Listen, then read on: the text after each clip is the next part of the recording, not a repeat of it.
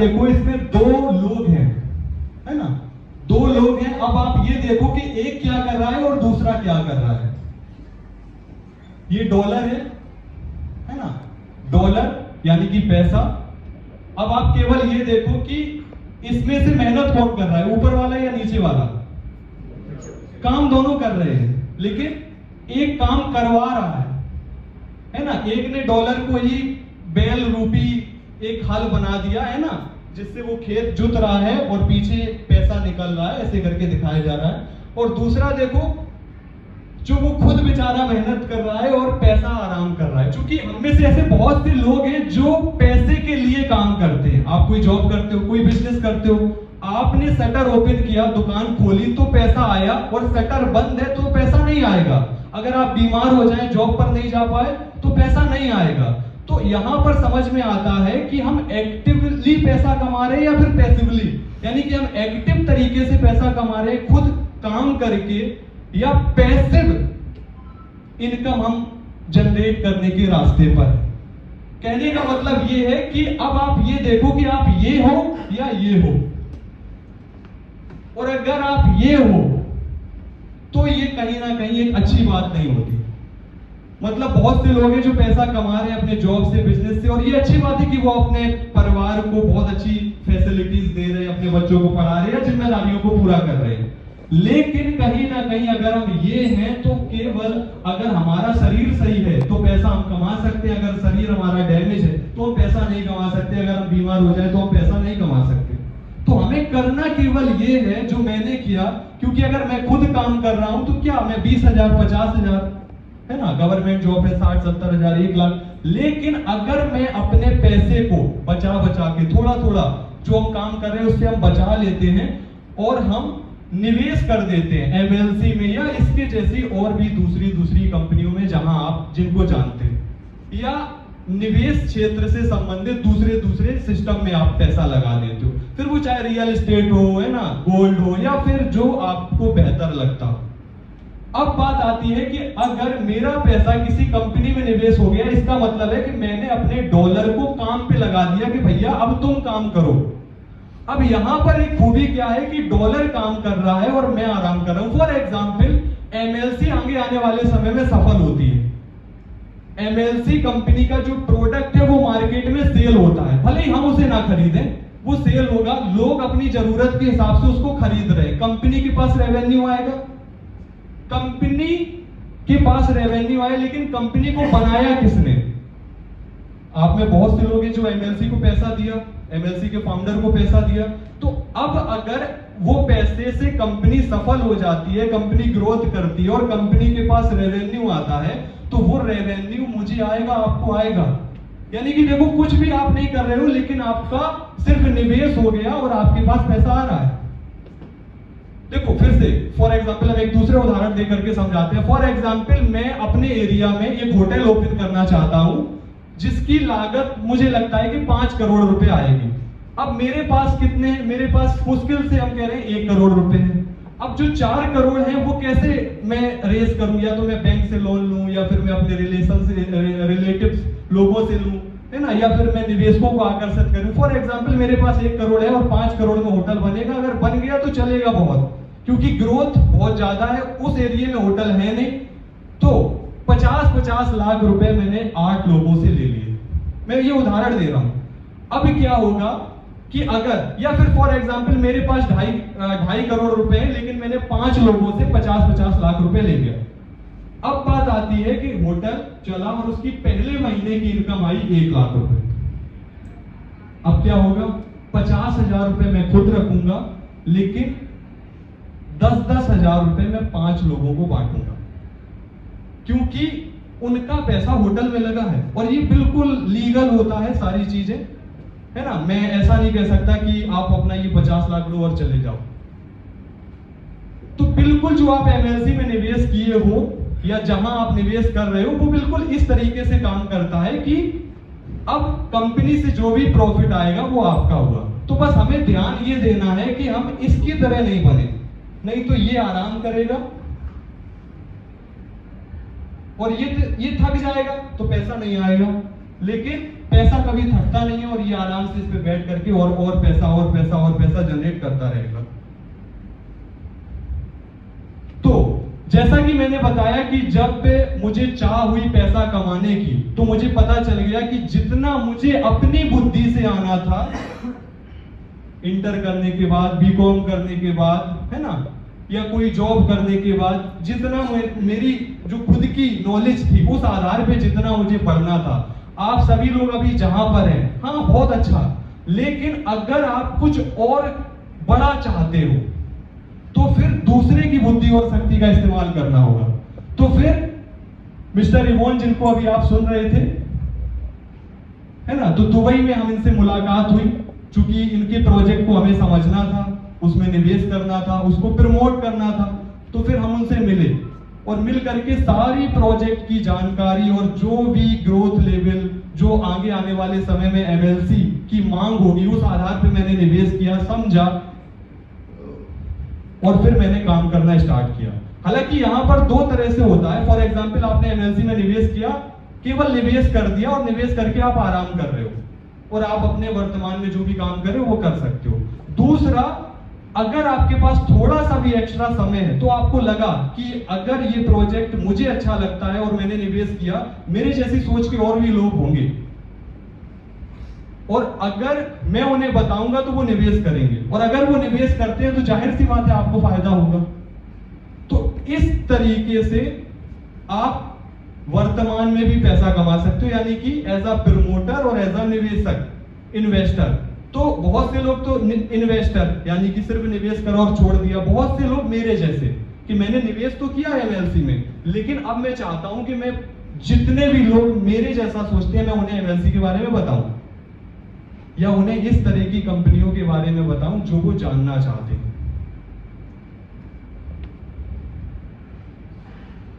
तो फिर जैसा कि आप सामने देख पा रहे हो, है ना, founder of MLC engineering company.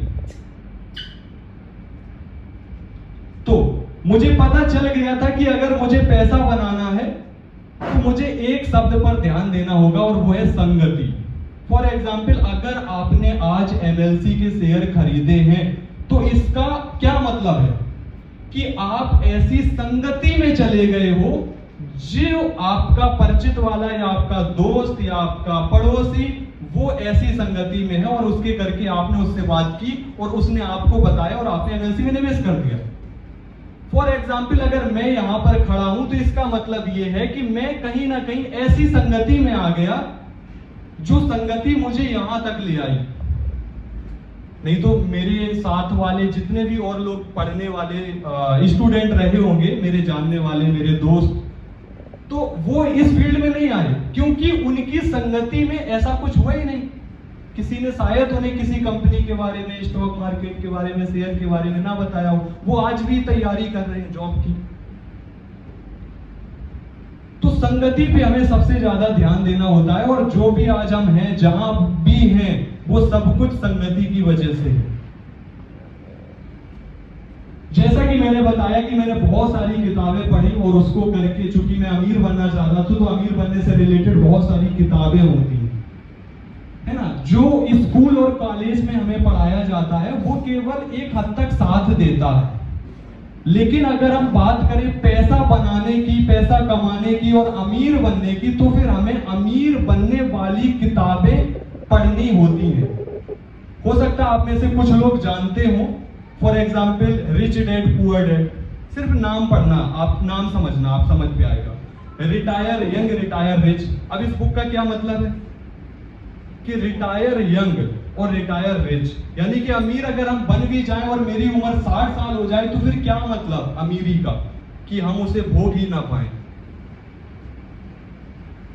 तो जवानी में अमीर बनना, क्या हो अगर हम अभी अमीर बन जाएं। तो इस वजह से अब जैसे आपने देखा एक्टिव इनकम और पैसिव इनकम, तो अभी हम सभी लोग एक्टिव इनकम में काम कर रहे हैं, यानी कि जब तक काम तब तक पैसा, लेकिन हमें कहीं ना कहीं अपने आप को थोड़ा सा सुधार करके, थोड़ा सा अपने आप में चेंजमेंट करके कुछ ऐसा करना है कि हम पैसिव इनकम के लिए काम करें। पैसिव इनकम का मतलब केवल ये नहीं हुआ कि आपने निवेश करके शेयर खरीद लिए, उससे डिविडेंड, ये केवल एक तरीका हुआ। फॉर एग्जाम्पल बहुत से लोग हैं जिनके पास एक घर है, एक बिल्डिंग है, उस इमारत में 4 लोग रह रहे हैं, 4 लोग 10-10 हजार रुपए दे रहे हैं, तो उस व्यक्ति को, जो ओनर है उस बिल्डिंग का, उसको पैसा आ रहा है 40 हजार रुपए हर महीना बिना कुछ करे। तो ये भी एक पैसिव इनकम हुई कि वो कुछ नहीं कर रहा लेकिन उसके पास पैसा आ रहा है। तो पैसिव इनकम सबसे ज्यादा मस्ट है। अच्छा एक चीज बताओ, इस फार्मूले को कौन कौन जानता है? अगर जानते हो तो हाथ उठाना। ESBI, बिल्कुल सही। देखो अब वही चीज है ना कि ये स्कूल और कॉलेज में नहीं बताया जाता। ESBI ये एक फॉर्मूला है जो रॉबर्ट टी कियोसाकी, जिन्होंने रिच डैड पुअर डैड जो बुक के लेखक हैं, तो ये जब मैंने उनकी बुक पढ़ी थी कैश फेलो क्वाड्रेंट, तो उसमें ये फॉर्मूले के बारे में बातचीत की गई है। यानी कि दुनिया में जितने भी लोग पैसा कमा रहे हैं, जितने भी लोग, उन्हें केवल और केवल इन 4 कैटेगरी में, 4 भागों में डिवाइड किया गया है। फॉर एग्जाम्पल ई का मतलब होता है एम्प्लॉय। देखो हो सकता है इसके बारे में आपको पता हो ना पता हो, लेकिन समझना जरूरी है। ई का मतलब होता है एम्प्लॉय। एम्प्लॉय का मतलब होता है कि चाहे वो गवर्नमेंट एम्प्लॉय हो या प्राइवेट एम्प्लॉय हो, किसी दूसरे के लिए काम करना सैलरी बेसिस पर। एम्प्लॉय, उसके ऊपर एक बॉस होता है। तो ई हो गया। और एस का मतलब होता है सेल्फ एम्प्लॉय। इसका मतलब है कि खुद का काम करना, खुद का बिजनेस करना, है ना, खुद की दुकान होना। यानी कि ऐसा काम कि जब हम वहां एक्टिवली इन्वॉल्व है तो पैसा आएगा, अगर हम वहां पर नहीं है उस जगह पे तो पैसा नहीं आएगा। ई और एस। और देखा यह गया है कि पूरी दुनिया के 95% लोग वो इसी कॉलम में हैं, ई और एस में। आप खुद से अंदाजा लगाओ कि आप ई हो या एस हो। लेकिन अगर हम ई और एस में से कुछ भी हैं, हम एम्प्लॉय हैं या फिर हम सेल्फ एम्प्लॉय हैं। अब बहुत से लोग जिनका फॉर एग्जांपल कपड़े का काम है ना, वो मान लो मार्केट में उनकी दुकान है और वो कपड़ा सेल करते हैं, तो इसका मतलब वो ये नहीं कह सकते कि वो बिजनेस करते हैं। इसका मतलब ये है कि वो सेल्फ एम्प्लॉय है। जब वो शटर खोलेंगे तो पैसा आएगा, शटर बंद पैसा बंद। Self employ. और पूरी दुनिया के 95% लोग यही पाए जाते हैं। अब बात आती है बी और आई, बिजनेस ओनर। ये होता है असली बिजनेसमैन, जिसकी एक कंपनी हो या 2 कंपनी हो और उसकी कंपनी में 5,000 या 50,000 एम्प्लॉय काम कर रहे हो, है ना, और कोई मैनेजर हो या फिर उस कंपनी में कोई ऐसा व्यक्ति जो सारी चीजें संभाल रहा हो, और वो जो बिजनेस ओनर है वो दुबई में जाकर के चाय पी रहा है लेकिन उसके पास पैसा आएगा। तो ये होता है बिजनेस ओनर। उसके बाद इन्वेस्टर, आई, जो आप अभी काम कर रहे हो। निवेशक, किसी दूसरी कंपनी में किसी दूसरे दिमाग का इस्तेमाल करते हुए आप अपना पैसा किसी ऐसे व्यक्ति के हाथों में दे देते हो जो अपनी कंपनी बना रहा है। निवेशक। तो जब मुझे इस फॉर्मूले के बारे में पता चला तो मैंने सोच लिया कि हाँ, हमें इस आई अक्षर से ज्यादा लगाव हो गया कि हमें निवेशक बनना है। निवेशक कौन होते हैं? जो दूसरी कंपनियों में पैसा लगाते हैं। निवेशक कौन होते हैं? जो अपना पैसा दूसरी कंपनियों में लगा के, वो खुद बिजनेस नहीं करते, वो अलग अलग कंपनियों में उन्होंने पैसा लगा दिया, उनमें से वो कंपनियां काम कर रही हैं, प्रॉफिट जनरेट कर रही हैं और उनको फायदा आ रहा है। तो अगर आप में से कोई जानता होगा, फॉर एग्जाम्पल इंडिया में जो सबसे बड़े निवेशक रहे हैं राकेश झुनझुनवाला, कितने लोग जानते हैं राकेश झुनझुनवाला? तो उन्होंने क्या किया, उन्होंने दूसरी कंपनियों में निवेश कर दिया और उससे फॉर एग्जांपल टाइटन कंपनी है ना, जो वॉच बनाती है, या और अलग अलग कंपनियां। तो अब देखो, उस व्यक्ति ने ना तो टाइटन कंपनी बनाई, ना तो उसमें उसे ये चिंता कि एम्प्लॉय की सैलरी कितनी दें, ना तो उसको ये चिंता कि कंपनी है ना कितना रेवेन्यू कर रही है, उसको कोई भी चिंता नहीं। उसने सिर्फ पैसा निवेश कर दिया और कंपनी सफल रही। अब जो वॉच है वो बिक रही है, कंपनी है वो पॉपुलर हो रही है, फेमस हो रही है, और जो उसके उपभोक्ता है ना, वो वॉच को परचेज कर रहे हैं। और फायदा किसको आ रहा है? कंपनी के ओनर को तो आ रहा है, लेकिन उस निवेशक मींस राकेश झुनझुनवाला को आ रहा है। इसी तरीके से अमेरिका के एक निवेशक है वॉरेन बफेट। हालांकि ये तो अब बात आती है, ये लगभग सभी लोग जानते हैं, अब बात आती है कि हम सभी लोग जानते हैं कि दुनिया बदल रही है ना, दुनिया बदल रही है, और हम सभी लोग ये भी जानते हैं कि पैसा कमाने के तरीके भी बदल रहे हैं। आज के लगभग कुछ साल पहले कौन जानता था कि कोई YouTube आएगा और उससे लोग पैसा कमाएंगे? आज के समय में कौन कुछ समय पहले कौन जानता था कि लोग फेसबुक और इंस्टाग्राम से पैसा कमाएंगे, लोग क्रिप्टो करेंसी से पैसा कमाएंगे? किसी को नहीं पता था। लोग नॉर्मल फॉर्मूले का उपयोग करते थे, यानी कि खेती करके पैसा कमाना।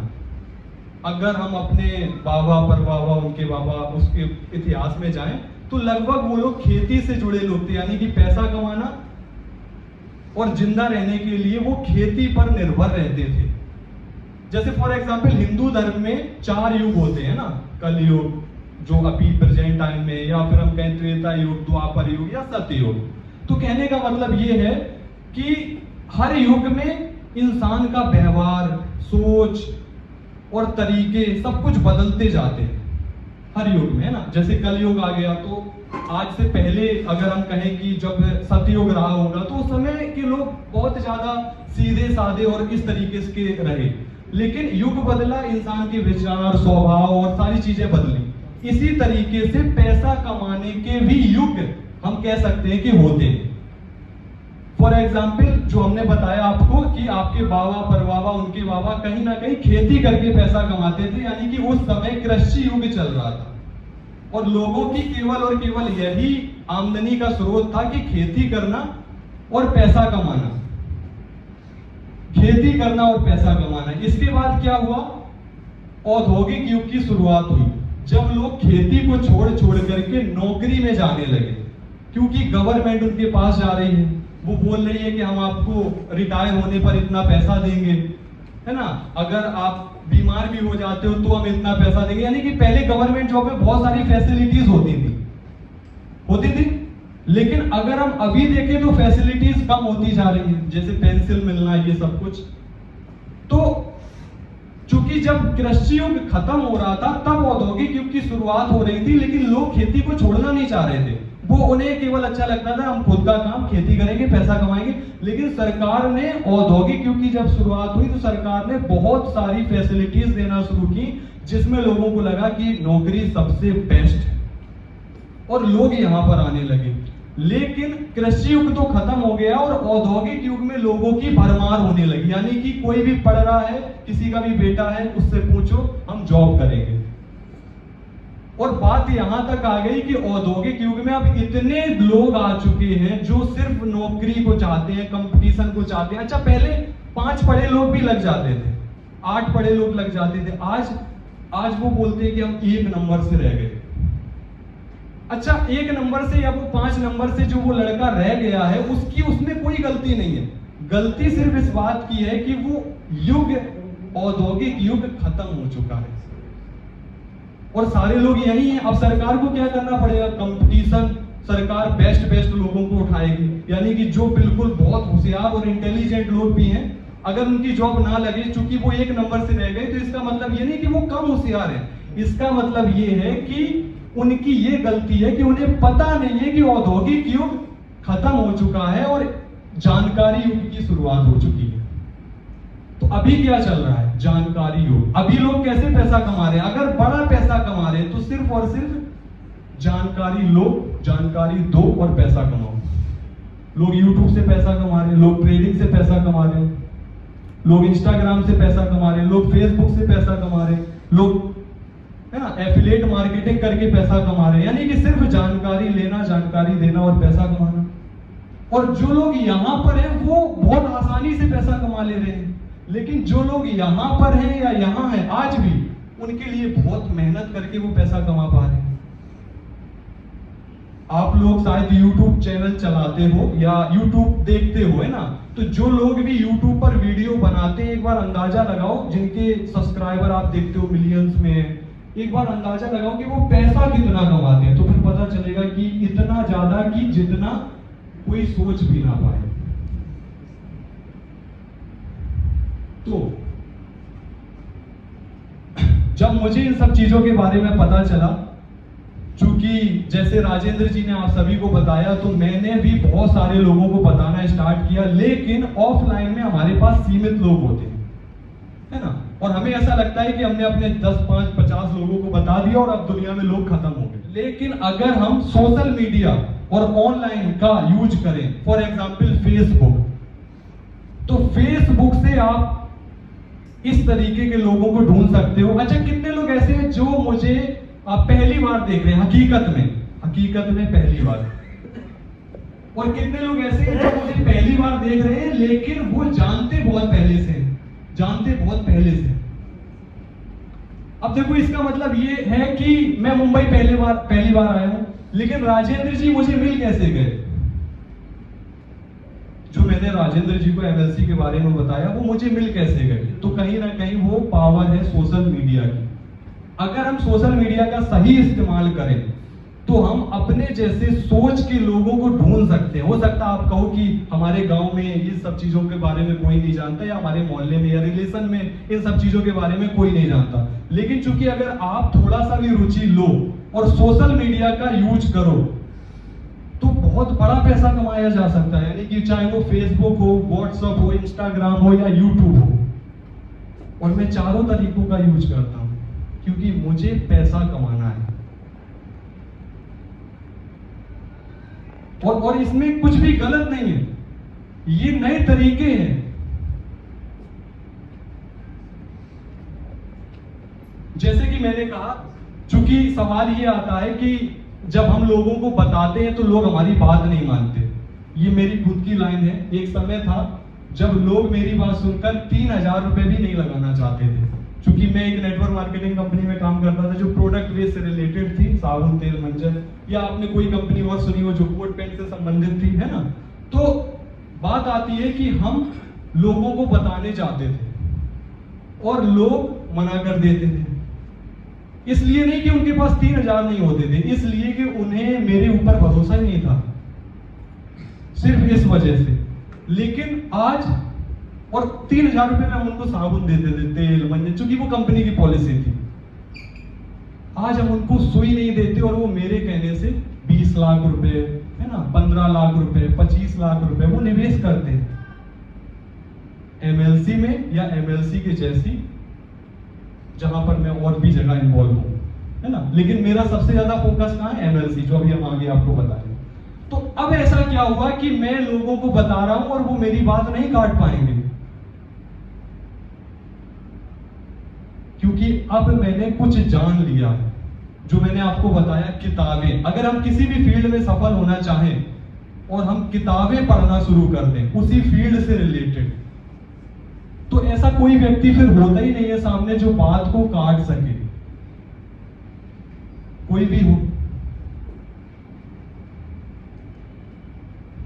तो ऐसा क्या मैंने सीखा उन किताबों के जरिए, वो सामने आप देखो। भरोसा और आंखों में चमक होना। आप जो भी जानकारी लेते हो वो तो एक जानकारी हो गई, है ना, कि हमने किसी को बता दिया, लेकिन सामने वाला व्यक्ति कंपनी को जानने से ज्यादा वो ये देखना चाहता है कि आपको इस प्रोजेक्ट पर खुद कैसे भरोसा है। फॉर एग्जाम्पल, जब राजेंद्र जी ने आपको बताया तो आपने ये नहीं देखा कि कंपनी किस तरीके से है या कितना समय लगेगा या कितना प्रॉफिट आएगा। आपने सिर्फ राजेंद्र जी की आंखों की चमक देखी, उनकी बात का कॉन्फिडेंस देखा, उनके मन में जो इस प्रोजेक्ट को लेकर के आत्मविश्वास है आपने उसको देखा। अगर हमारे बीच में कोई ऐसा व्यक्ति है जो एमएलसी को या किसी और कंपनी को, प्रोजेक्ट को प्रमोट कर रहा है और उसे रिजल्ट नहीं मिल रहा है, अगर वो लोगों को बता रहा है लेकिन लोग उसकी बात नहीं मान रहे, तो सिर्फ और सिर्फ एक चीज जो मैटर करती है कि आप उस व्यक्ति को अपनी ही चीज पर भरोसा नहीं है, या उसकी आंखों में वो चमक नहीं है, या बात में वो कॉन्फिडेंस नहीं है। और वो कहेगा कि हम सर जी बताते तो है लोगों को लेकिन लोग सुनते ही नहीं। तो इसका मतलब ये है, हाँ, क्या हम सोच रहे हैं इससे ही तय हो जाता है कि हम जीतेंगे या हारेंगे। फॉर एग्जाम्पल, आप ऊपर वाले व्यक्ति को देखो, जब इसे एमएलसी के बारे में पता चला फॉर एग्जाम्पल, तो इसकी आंखों में सपने तैरने लगे, है ना, वो सोच रहा है कि यार ये इतनी अच्छी चीज है कि हम पैसा लगा करके इतना पैसा बढ़ाने की संभावनाएं हैं। वो बढ़िया सोच रहा है कि अगर हम लोगों को बताएंगे तो लोग मना नहीं कर पाएंगे, क्योंकि ये मुझे इतनी अच्छी ये चीज लगी है ना। क्योंकि मैं इसमें इतना ज्यादा निवेश करने के लिए अगर इंटरेस्टेड हूं, इस कंपनी का मैं मीन्स सिर्फ पैसा लगा करके इस कंपनी का मैं मालिक बन सकता हूं, इस सह मालिक बन सकता हूं, तो मेरे जैसे और भी लोग होंगे जिन्हें मैं बताना चाहूंगा। तो एक व्यक्ति को जब किसी चीज के बारे में पता चला तो वो पॉजिटिव है, लेकिन दूसरा व्यक्ति जिसे पता चला वो नेगेटिव है। वो सोच रहा है कि कंपनी है, आती जाती रहती है ना, या वो सोच रहा है कि लॉकडाउन लगने से लोग दिवालिया हो गए हैं, लोगों की जॉब चली गई है, अब कहां कोई निवेश करने वाला है। वो सोच रहा है कि अगर हम लोगों को बताएंगे भी तो लोग निवेश तो करने वाले नहीं है, क्योंकि लोग लॉन्ग टर्म प्रोजेक्ट में कहां पैसा लगाना चाहते हैं। लोग तो सोचते हैं कि हम आज बताओ कुछ ऐसा जो हम पैसा कमाएं। अब वो ऐसा सोच रहा है, तो परिस्थितियां भी उसके सामने वैसी ही आने वाली हैं, क्योंकि वो निगेटिव सोच रहा है। और एक व्यक्ति जो पूरी तरह से पॉजिटिव है, तो उसे वैसे ही लोग मिलेंगे। फॉर एग्जाम्पल नीचे जो आप देखो, लॉ ऑफ अट्रैक्शन, ये एक नियम है, आकर्षण का सिद्धांत, और ये हमेशा काम करता है। अगर आपने इसकी एक बुक भी है लॉ ऑफ अट्रैक्शन, और एक मूवी भी है ना। हालांकि बुक बहुत शानदार है। अगर आपको लगता है कि आप कर सकते हैं, या अगर आपको लगता है आप नहीं कर सकते हैं, तो दोनों ही परिस्थितियों में आप सही हैं। मतलब आपको कुछ चीज पता चली है ना, या आपको लगा कि हाँ जैसा फैजान कर रहे हैं ऐसा मैं भी कर सकता हूं, तो अगर आप सोच रहे हो उसके बारे में कि मैं कर सकता हूं, तो या अगर आप सोच रहे हो कि नहीं नहीं मेरे बस की बात नहीं है, या मैं ऐसा नहीं कर सकता, तो अगर आपको लगता है आप कर सकते हैं, या अगर आपको लगता है आप नहीं कर सकते, दोनों ही परिस्थितियों में आप सही होंगे, क्योंकि जो यूनिवर्स है, जैसा आप सोच रहे हो वैसी चीजें सामने आती जाती हैं। तो मैंने क्या किया, जब मुझे इन सब चीजों के बारे में पता चला, मैंने हर उस व्यक्ति की नकल करना स्टार्ट कर दिया जो मेरी फील्ड से रिलेटेड था। यानी कि जब मैं शुरुआत में इन सब चीजों में आया, जैसे आज आप हो, जैसे आज आप रुचि ले रहे हो, फॉर एग्जांपल जैसे आज आपने केवल निवेश किया किसी की बात सुन करके, कुछ समय पहले मैंने भी केवल किसी की बात सुन करके ऐसी मीटिंग में इन सब चीजों को समझा, और समझने के बाद अब कोई उतनी ज्यादा ना प्राथमिकता से नहीं समझाएगा, या वो छोटा बड़ा छोटी बड़ी इस तरीके से वो नहीं समझाने वाला। तो हम क्या कर सकते हैं, जो सबसे बेस्ट तरीका है वो है नकल करना। हालांकि स्कूल और कॉलेज में हमें यही सिखाया जाता है कि नकल करना बुरी बात होती है, लेकिन असल जीवन में अगर हम सफल होना चाहें तो हमें नकल करना ही होता है। लेकिन जिसकी नकल करो फिर उससे बेहतर करने की प्रयास करो। फॉर एग्जाम्पल मैंने लोगों का इंस्टाग्राम देखना शुरू किया कि ये व्यक्ति कैसे काम कर रहा है, ये व्यक्ति इंस्टाग्राम पे फोटो कैसी अपलोड कर रहा है, ये व्यक्ति इंस्टाग्राम पे फॉलो किनको करता है, मैं उसको देख रहा हूं। ये व्यक्ति फेसबुक में किस तरीके की पोस्ट बना रहा है, ये कंपनी की पोस्ट का किस प्रकार अपना लिंक लगा करके प्रमोट कर रहा है, मैं सब कुछ देख रहा हूं। अब मैं क्या कर रहा हूं, मैं नकल कर रहा हूं। ये व्यक्ति कपड़े कैसे पहने हैं, ये बोलता कैसे, हाथ कैसे मिलाता, लोगों से कैसे मिलता, तो मैं उस व्यक्ति की नकल कर रहा हूं। और नकल करने का मतलब क्या है कि अब हम उसके जैसा ही काम करना शुरू कर देते हैं। और ये बात तो तय है, क्योंकि वो पैसा कमा रहा है, और अगर मैं उसकी नकल करूंगा तो जाहिर सी बात है मैं पैसा कमा लूंगा, क्योंकि असल जीवन में नकल से ही पैसा बन सकता है। फिर उससे बेहतर करते जाओ। तो मैंने जिन जिन लोगों से भी सीखा जो इस फील्ड में अपने आप को लीडर कहते थे, टॉप लीडर कहते थे, हमने सिर्फ वो सभी लोगों को देखा, एनालिसिस किया, जो उनकी अच्छी बातें थी वो एब्जॉर्ब की, जो अच्छी नहीं थी है ना उनको छोड़ दिया, और फिर हम उनसे आगे आगे आगे आगे बढ़ते चले गए, क्योंकि उन्होंने अपने आप को अपडेट नहीं किया। और कहीं ना कहीं फिर लोग गायब हो जाते हैं। तो मैंने काम करने के लिए एमएलसी का चुनाव किया है, क्योंकि मुझे इसमें बेहतर संभावनाएं दिखती हैं। मैं ये बात जानता हूं कि आज एमएलसी बिल्कुल नहीं है, आज बहुत ज्यादा ग्रोथ नहीं है, लेकिन चूंकि मैंने फेसबुक का इतिहास पढ़ा, अमेज़न, गूगल, एप्पल, अलीबाबा, हर एक कंपनी की मैंने जांच की कि कोई कंपनी सफल किन किन कारणों से हुई, कोई कंपनी फेल किन किन कारणों से हुई। फॉर एग्जांपल नोकिया, याहू, ये क्यों फेल हुआ, जो सफल हुई वो क्यों सफल हुई। तो इन सब चीजों को एनालिसिस करते हुए एक बात समझ में आई कि अगर हम आज एनएलसी में निवेश करें और उसके सहमालिक बन जाए, तो आने वाले समय में जब कंपनी सफल होगी तो वो पैसा हमें बन सकता है कि जो हो सकता है कि हमने सोचा ना हो या उन लोगों ने ना सोचा हो जो हमें जानते हो। और बहुत सारी चीजें इसको करके मैंने की हैं, क्योंकि हालांकि मार्केट में ना बहुत सारी कंपनियां होती हैं कि हम आपको कुछ बेचें, फॉर एग्जांपल $100 का कोई चीज बेचें या टोकन, कॉइन, बहुत सारी फर्जी चीजें चलती है मार्केट में। तो उसमें क्या होता है, प्रॉफिट के चांसेस बहुत ज्यादा होते हैं कि मैंने आपका $100 का निवेश करवाया, $75 मेरे। अब इतना ज्यादा कमीशन, यानी कि कंपनी का कोई गोल नहीं है, कोई उद्देश्य नहीं है, सिर्फ मनी रोटेशन चल रहा है। बाकी पैसा कंपनी का और किसी का आपने निवेश करवा करके उसका पैसा ले लिया। लेकिन चूंकि यहां पर अगर हम एमएलसी की बात करें तो केवल अगर हम $100 का निवेश करवाते हैं तो कितना बनता है, अगर आप इन सब चीजों में थोड़ा सा भी इन्वॉल्व होंगे तो 15%। तो 15% ये बहुत थोड़ा होता है। इसका मतलब ये सब कुछ पता चलता है कि हाँ, बाकी पैसा कहां जा रहा है, कंपनी की डेवलपमेंट और प्रोडक्शन में जा रहा है।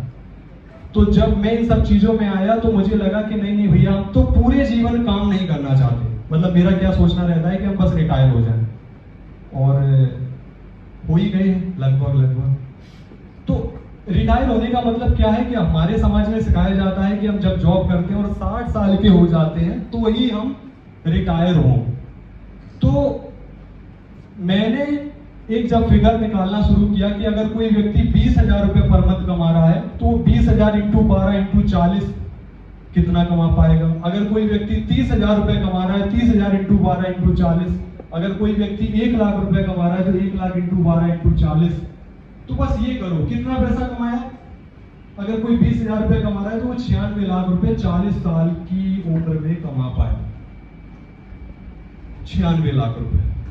तो बस यही चीजें हैं। और जब मैंने एनालिसिस की तो मैंने कहा क्या हो अगर हम जो पैसा 1 लाख × 12 × 40 लगभग 4.5 करोड़ रुपए बना, क्या हो अगर मैं ये आने वाले 2-3 साल में ही कमा लूं। और हाँ, ये बात है, हम पहुंच गए। इससे ज्यादा हमें लगता है कि खुद ही तौर पे हम फिर कभी बताएंगे। Thank you so much.